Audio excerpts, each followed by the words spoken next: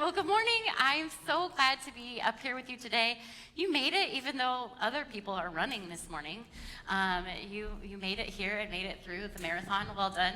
I've ran the Santa Barbara Marathon before, and the only reason I can figure out why I did that was to be able to tell people that I did that. And so I pretty much every time I teach, I bring up at some point that I ran a marathon. So that's why I'm talking about that. Like Sean said, my name is Jen. Sean and I go way back. I go way back with Sean and Jayla. We got to do ministry together when we were like kids. We were so young, like before we had kids. Back in Kentucky, and so it's really cool to be here today. I was part of Mission Church down in Ventura. I am part of Mission Church and got to help plant Mission City. So whenever I get to come here, it's such a privilege because we kind of have the same heart, the same feeling that when you walk into this place, that no perfect people are allowed here. So if you're perfect, you got to go. You might as well just leave now because you're not going to like the rest of us, okay? Because we're not, okay? That we believe that grace is real and true and intersects with our lives in really powerful ways that allow change to be possible, that allow us to find community, relationships with each other, and a place to belong, even before you believe, like Austin said this morning. And so I'm so glad that you are here this morning, however you got here, whether you were invited by a friend or you can't believe this is what you're doing on a Sunday morning. And you're like, wow, I could be doing a lot of other things. I can't believe I'm sitting in church. I'm so glad that you're here, and I believe God has something to say to you today. I am a mom. I have 2 kids. Well, they're not really kids anymore. They're adults. I know I look much too young to have adult children, but I do. They are 21 and 20, which is crazy to me. So they're like pretty much like I raised them and then they left me. And I guess that's what we do. So it's not cool, but it's fine. And the only thing that I love so many things about being a mom. One thing that I truly don't miss, though, is making lunches, sack lunches. I hated lunch duty. I hated making them. In fact, when they finally got old enough to make their own, like when they were like 6, I was like, you're on your own. Because I never liked lunch because it was like by the time you got to lunch, you had, your peanut butter and jelly was like soaked into the bread, and it was gross, right? Am I right? Okay. Anybody have a favorite thing that they used to have in their sack lunch growing up? Anybody can remember something? Yeah, what? Frozen mustard sandwich. Okay, you're gonna have to explain that. She said a frozen mustard sandwich. Is that like 2 pieces of bread? I'm guessing 2 pieces of bread, mustard, frozen. Bread with mustard that I put it in the freezer overnight and then take it to lunch the next day. Okay. No meat, cheese, nothing else. Just mustard. Okay, that's amazing. Never heard of that before. It actually sounds awful. I thought it was bad.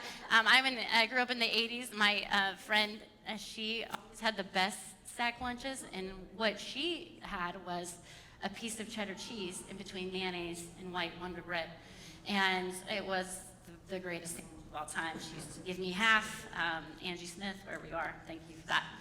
Well, anyway, today we're going to be talking about miracles and hope and sack lunches and some of the questions that Jesus asked his disciples. And so as we look at that today, you can either read along on the screens behind me or follow along on your phone, or if you brought your Bible, we're going to be camping in John 6 today, the story of the great sack lunch. So it starts in verse 5, and it's the context of what's happening here in this story is that Jesus has started teaching, and all these people want to hear what he has to say. There's something pretty amazing about what he talks about, what he does, who he is, and he's drawn people, and he just starts talking, and everybody shows up. So there's this huge crowd of people that begins to gather as he's talking. And when he does, he looks up and he sees them all gathering, and he says to his disciple Philip, he says, "Where shall we buy bread for these people to eat?" And he asked this only to test him, for he already had in mind what he was going to do.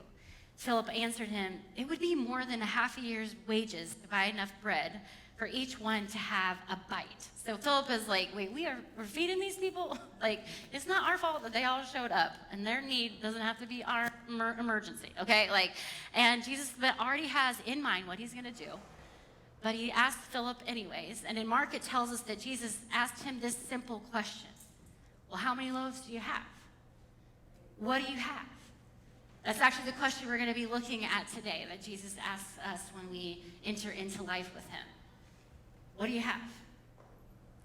And in John 6, it says another one of his disciples, Andrew, Simon Peter's brother, spoke up.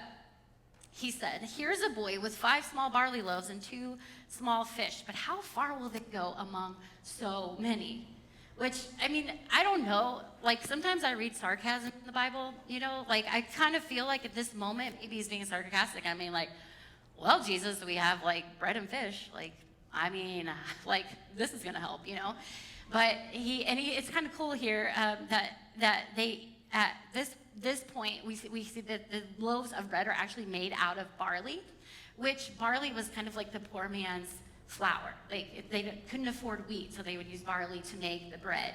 So he's basically saying, like, you know, we don't really have anything, okay? What we have, we can't even use. It's not going to do any good. It's like a drop in the bucket for what we need.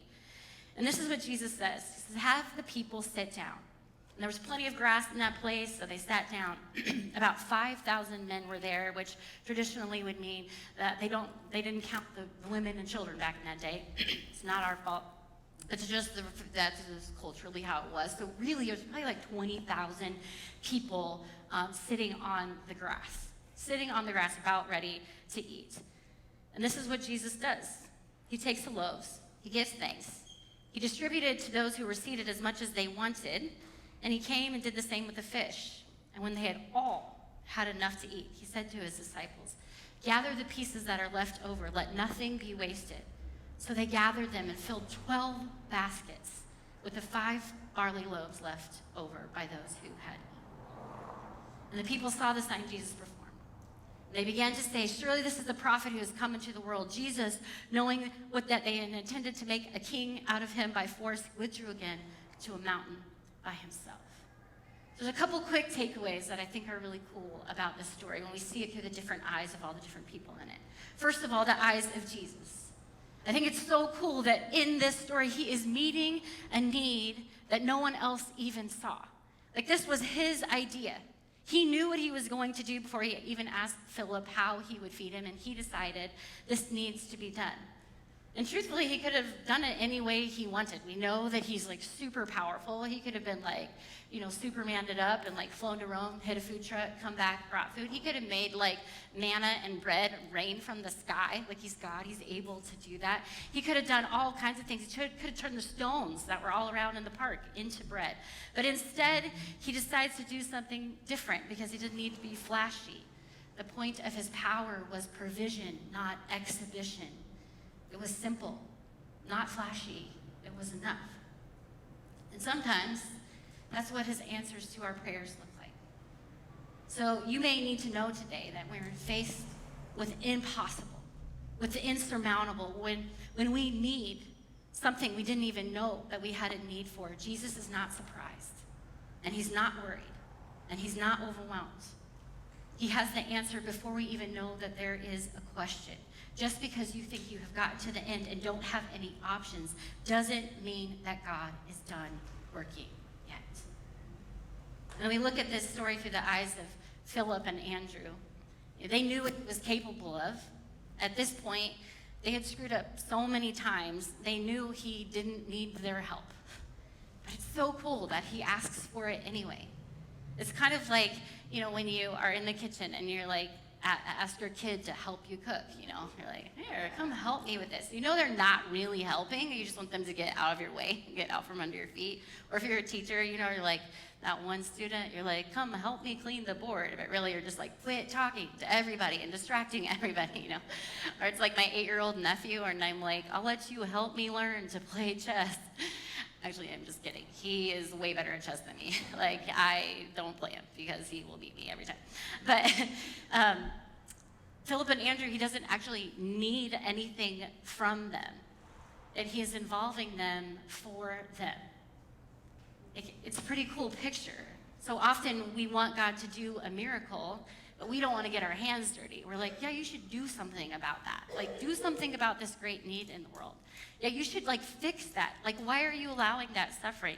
God, you should do something with the brokenhearted, the helpless, the addicted. You should do something about racial injustice and inequality." And he's like, "I am. I'm sending you. I'm using you to use your one and only life, to make an impact, to make a difference for all of these things that are happening in the world. It was the disciples who walked among the 20,000 people, handing out the bread and fish. Can you imagine how amazing that must have been?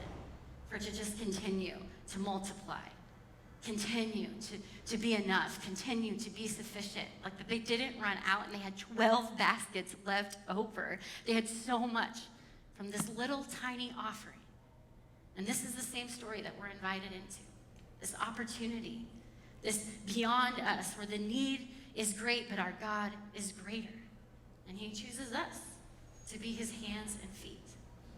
It's cool to see it through the eyes of the boy. Like, I think it's so cool that he brings his lunch up. Like, first of all, we know that it's made from barley, so it's probably all that he has to eat. And he offers it, even though it doesn't seem like it would make any kind of difference, even though it seems like it would be foolish. I mean, think of all the reasons he could have come up with that would keep him from doing this. Like, he could be sitting there going, like, I mean, I have food and I know everybody's hungry, but like, this isn't gonna help. What I have isn't enough. It's not sufficient. What I have, it's for me. Like, I don't want to share it. Like, that means that I would have nothing left, and I already have so little. Seems like a very small, tiny drop in a very large bucket. But he simply offered what he could do instead of worrying about what he couldn't. And he gave his little offering to Jesus. I wonder how many of us have a step that we know that we need to take, but it seems small, and it seems insignificant, and it seems like it's just not that big a deal. It's just like one right choice.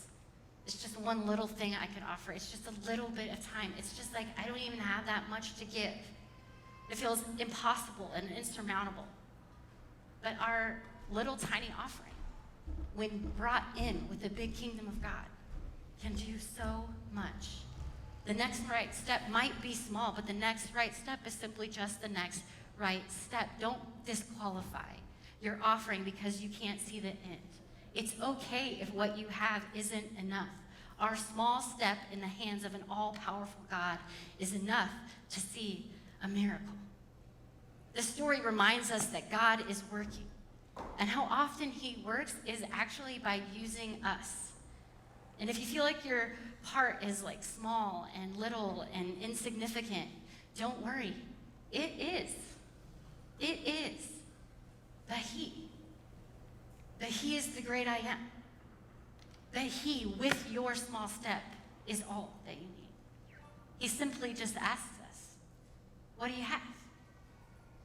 What do you have? Maybe for you, you have like tiny little bit of faith. Like a tiny little bit, like almost where people would probably be like, look, that's actually doubt. Like you really don't have any faith at all. Like it's so small, it's so little, but it's enough to get you to show up here on a Sunday morning for some reason. The tiniest little bit of faith, if you will offer it to him, he could say, I can work with that. I can use that. What do you have? Do you have a tiny little passion for something that won't leave you alone? Something that you feel like, gosh, I feel like I'm supposed to show up.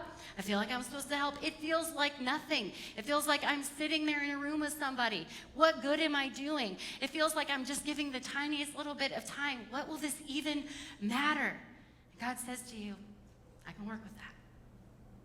What do you have? Talents, gifts, abilities, resources. Maybe not much. Maybe very little. Maybe if Jesus' disciples would be looking at what you have to offer, they'd be like, I mean, we could use this, thinking it's a joke. And Jesus would say, I can work with that. You got a little bit of hope? He can work with that. You got a messy, broken past? He can work with that. You got time? No, none of us have time, okay? But what little we have, he can work with it. It's not about how much we have, but how much he can do with what little we have. He doesn't take what little we have and just takes it for fun. He takes it and he multiplies it. Our little in his hands does so much. I have a really good friend. Her name's Emily. We've been friends for 26 years. We've been through a lot of life together. She's taught me about vulnerability, about love, about friendship. She's taught me what it looks like. And out of the blue, about 18 months ago, she got a cold. She had bronchitis, ended up in the urgent care, and they were like, "Dad, you're just sick, you need to go home, get some rest." But the next day, something was terribly wrong, and so she ended up having her husband take her to the ER, and they rushed her back to the ICU. She is very healthy. She is 2 years older than me, so very young, and has 2 teenage kids. She's a teacher. She's like the most amazing person. Super healthy woman. But for some reason, when she showed up there, her lungs had gone septic. She caught MRSA somehow in the hospital, and they put her on an ECMO machine and an ICU. She was on that ECMO machine and in an induced coma for several months, and during that, her body completely shut down. All her blood rushed to her vital organs, and it made her hands and feet get basically frostbite. So they turned black. She was gonna lose her toes, her fingers. This is a woman who, like 2 days before, was gonna go walking with another friend of ours because she was, fine. And all of a sudden, everything changed. The first time I went to visit her, it was terrifying. I've never seen her like that. She lost a ton of weight. She was hooked up to this ECMO machine, which basically cleans your blood and puts new blood in your body and has to be running at all times to keep you alive. In most places, it's not even legal to do it for more than a couple months. But in Kentucky, it's Kentucky, so we kind of do our own thing, okay? So they were just like, keep her on it, okay? Just let her go, right? The problem with that is, though, that she can't eat, she can't talk. She's tied to the bed, and she's laying there, and it's an absolute nightmare, you guys. Like, it was absolute nightmare. And I would give her an ice chip, and that was about all that she could take in. She couldn't speak. It was horrific. Over time, she was in the hospital for about 6 or 7 months when I got a call from my friend who said, "You need to come and say goodbye. It's time." They had an issue with the ECMO machine, and it was just enough to make it so that she wasn't going to make it. At that point, she had kind of lost all of her ability to function. She wasn't communicating. It was like she was ready to go. And so I packed my bags, and at the same time in my own life, besides this heaviness that was constantly on me for the last 6 months, I'd also been dealing with some other stuff, some other heavy stuff going on personally, my family, my extended family, and also was leading a campus for mission in Oxnard that we were trying to get off the ground. It was taking everything we had to get this thing to work, and I cared about it so much. But I was burned out and tired. And her husband texted me when I was packing my bags on his way, and he said, "Hey, for some crazy reason, I don't even believe in this, but I think you're bringing healing vibes with you." And I said, "No, I'm not." No, I know I'm a pastor person, but I'm not bringing any kind of good vibes. I'm at the end of my rope. I'm exhausted. I'm actually burned out. I don't even know if God does that kind of stuff. I just not bringing anything. But I had this friend, and she had done mission work in other countries, and she had actually seen miracles, healing miracles, in the last few years. And she told me about him, and I'm going to be honest with you. When she told me about him, I was kind of that seems weird. I don't know if I believe you. I bet I do, because I totally believe you. But also, really? That happens? So I call her, and I'm like, "What is that thing you do when you lay hands on people and they get out of their bed and they're dead and then they walk again? What is that? Tell me what you did, because I got to go do that, because my friend thinks I'm coming with healing vibes and I don't know what to do." So she told me what she did. Basically, I decided to do it, as long as nobody was in the room and nobody was watching. But I told my friend about it, and she's way more faith than me, and she was like, "Let's try it." So we went into the room, and after a couple days of just hanging out with her, and for some reason this particular day, we had prayed and prayed and prayed, and I'm not lying. I mean, my faith when I got on the plane to get there was smaller than a mustard seed. It was so tiny. I really did not think anything good was going to come. I was prepared, and I was ready for the worst. But over the course of the couple days of being with her, I looked at her, and I could see some fight left in her eyes, and I just felt if I can do anything, if God could still do anything, maybe we should give it a shot. And so one night, when everybody left, my friend and I pretended we were Ghostbusters, ready to go fight death. We were just charged up with prayer. And we went in, and I tried this thing my friend said, which is simply just laying hands on the part of her body that's like broken and asking God to heal it. I mean, it was nothing special at all. Right before he did it, my friend and I both felt like, I said, I feel like we're supposed to sing over her. And I don't know why, I just feel like we're supposed to sing.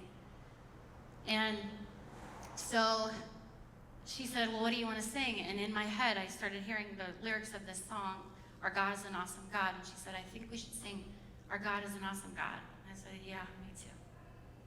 So he stood there in the hospital bed and started singing, Our God is an awesome God, he reigns from heaven above with wisdom, power, and love. Our God is an awesome God. And my friend stood up out of bed. She sat up. She tried to get out of bed. She hadn't moved in weeks. And my other friend said, are we doing this? And then my logical friend, who's much smarter than the two of us, said, I think we should get the nurse because she's not actually supposed to move with the ECMO machine connected to her head. So we got the nurse. The nurse was like, kid, put her back down, make her sit back down. But no hospital was willing to take Emily because of how destroyed her body was after this time. But the next morning, some hospital out of the blue called and said, we want to take her on as a patient. We want to give her new lungs. But she has to be able to walk 10 steps. There was no way. There was no way she could walk 10 steps. So we did it again. We prayed again. We asked God again for a miracle. And the next morning, Emily got out of bed. She walked 58 steps. She got to go to the hospital. She got to get new lungs. And last Wednesday, she went home. She went home. It's pretty amazing. Pretty incredible story. And then I got to tell you, I had so little faith. It had nothing to do with what I brought to the table. It had everything to do with what God wanted to do. With his miraculous power, his ability to intersect in this moment and do something that I did not even think he could do. I was like so second guessing. I was so full of doubt. And yet he showed up so powerful with this little tiny ability to go like, maybe you might. Maybe a loaf and a bread and a fish. This is worth nothing to me. It's really all I have. And he did something incredible with it. And it wasn't about what I did. It was about who God is, right? But I want to acknowledge today that even as I tell this story, I know that not all stories end this way. The reason that I had such little faith is because I have prayed so many times and the miracle looked different than I expected and hoped. And I imagine that there's some of you in here today who have prayed big prayers, asked for miracles, looked for God to move in powerful ways in your life, and it hasn't happened as you expected. You gave him the bread and it didn't multiply and feed the thousands. There wasn't like this, wow, this is an amazing miracle, this blew our minds. And you wonder maybe if it has done any good at all when you've given him your little. And I've been there, and this is the reason why I want to bring this up. Because I want to reframe this for us as we look at the rest of this story. Because it's interesting what happens right after this story of the unlimited charcuterie board in John 6. If we keep reading, we see that Jesus teaches these people and performs this miracle, and he goes away alone to be with God. And these people come and search for him and find him, and listen to what he says to them. He says, truly I tell you, you're looking for me, not because you saw the signs and miracles that I performed, but because you ate the loaves and had your fill. It's easy for us to believe in God when our stomachs are full. And they asked him, well, what sign will you give to us that we may see it and believe you? So he's basically confirming, yeah, actually that is what we're doing. What will you do? Our ancestors ate the manna in the wilderness, as it is written. He gave them bread from heaven to eat. So they're looking at him and they're going like, what are you going to do for us now? Like, what have you done for me lately? Like, okay, I know you did that yesterday. And actually one of the signs where we think that you're God is that you're going to be able to bring manna from heaven. So you basically did that for us yesterday. And we liked that. We would like for you to keep doing that again. If you're really God, to do more stuff to impress us, prove it, meet our needs, wow us, and follow our plans, our ideas for you. But that's not what Jesus does. He could do it, but it's not what he does this time. This time, instead of giving them the bread to feed their temporary needs, he gives them an invitation to follow him. to meet their eternal needs. And watch what happens. Jesus says, I am the bread of life. Whoever comes to me will never go hungry. Whoever believes in me will never be thirsty. From this time on, many of his disciples turned back and decided to no longer follow him. They just didn't get it. He says to them, I'm not just doing something temporary that will feed you today. I'm doing something so much bigger. But he wouldn't do what they wanted him to do. So they turned back and decided not to follow him. And I wonder if you've ever felt like that. I know I have, when I realized that God may not do the miracle that I had in store, that I had planned. I have good plans, and I don't know why he doesn't follow them. I wonder if it's made you feel like you can't really trust him because you've asked for things and you're not sure if he will do what he says he will do or if he will follow through with his promises. I've been there. But here's what I'm learning and what I'm seeing Jesus say in this passage here. He's not actually saying he won't meet their need. He's just not meeting the need they think is their need. He's not meeting the need of their temporary bellies. But what he's offering them is to meet the need of their soul. He's not operating in today, he's operating in forever. He's not giving them bread, he's giving them life. He's saying, if you believe in me, not just come to me when you need a miracle or when you want to watch something cool happen or when you're expecting these big things to go exactly how you planned, but actually follow me, I will actually fill the need in you that you are most desperate for. I am the bread of life. Yesterday, I took what little you had and I multiplied it to meet this physical need. But what I really want to do in you is meet the deeper need of your soul so that you never hunger and thirst again. What it looks like to follow me is to give your little to me, your little tiny life, your little tiny faith, your little tiny hope, to give it to me and surrender it to me. And I may not do what you think I'm going to do with it, but I promise you what I will do with it is to multiply it. And it will grow. And it will meet the deepest needs of your heart and your soul. It'll actually lead you to exactly where you need to be. What it is he's talking about his own death. When he says, I am the bread of life, it's this first picture that we have of what we do when we take communion. The night before Jesus died, he sat down with his disciples and they broke bread together. And he said to them, do this. Every time you do this, do this in remembrance of me. This is why we do communion and why we eat bread, because Jesus said, I am the bread of life. But what was going to happen was that he was going to die on a cross and be dead for 3 days and then rise from the tomb. And that right there was going to give us the opportunity for life, for direct access to a God who created you and loves you, for total forgiveness for everything that you have ever done, everyone that you have ever hurt, your failures and your brokenness, freedom for your future, so that you can walk with purpose and meaning and joy, peace in the midst of difficult circumstances.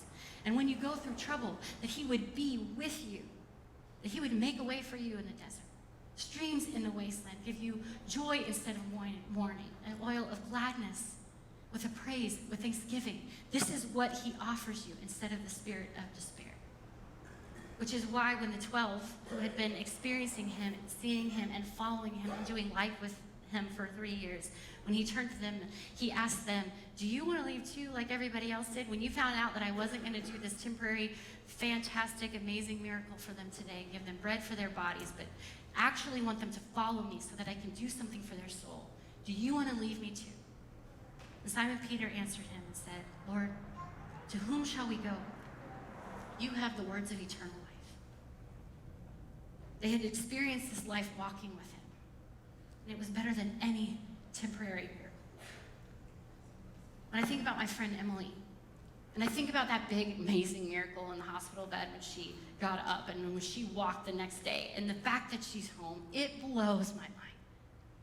But I gotta tell you, what built my faith more than even that big one was the 18 months of hopelessness and being able to turn to a God who would give me hope. The 18 months of looking at her and going like, thank God your mercies are new every morning because she needs them today, desperately. That's actually what built my heart and soul in the midst of all of that. His faithfulness to us in that wasn't just that she got to walk out of bed, which was amazing and so cool. It was that he never let us go all along the way. That is what actually built my faith. That is actually what never changes. And that is what makes us brand new. So I don't know for you what it is, this little that you bring. Like, if you have an addiction, I think it'd be great if God did this miracle and he's like, you know what? Your desire for it is gone instantly. No more. You don't have to worry about it. That would be an amazing miracle.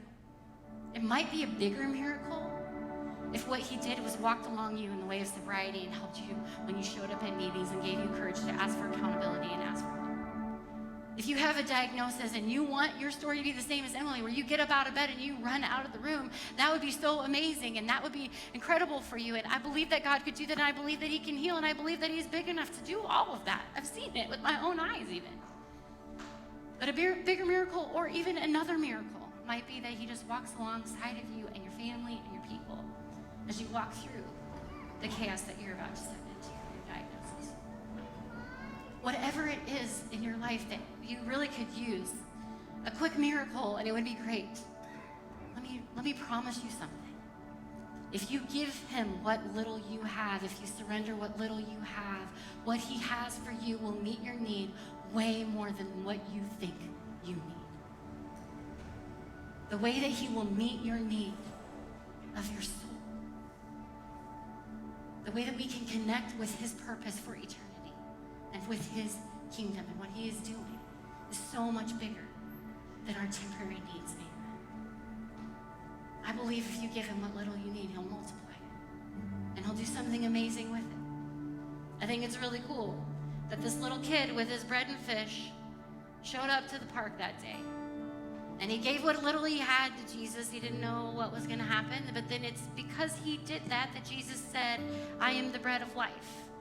Which showed up the night before he had the biggest miracle, which was when he broke bread with his disciples and said, this is what I'm about to do. Every time you do this, remember me. And then he went to a cross and he died for us and he changed the whole trajectory of our whole existence and lives. And it all traces back to this little boy with his fish and his bread. What little do you have? You can work with that. So I encourage you to let him. Surrender it all. And give everything that you have to him. Let's pray. God, I just thank you so much for today. I thank you for being the kind of God that takes what little we have and does something powerful with it. Our little faith, our little hope, our littleness. Everywhere we show up and we don't have enough, God, I thank you that you meet us there and then you multiply and then you do good things. And you bring about growth, you bring about your kingdom to this earth through what little we bring. And you don't have to even use us, but you do it. God, we're grateful for that today. Thank you for being the kind of God who meets us right where we are, as we are, and that we're already enough for you.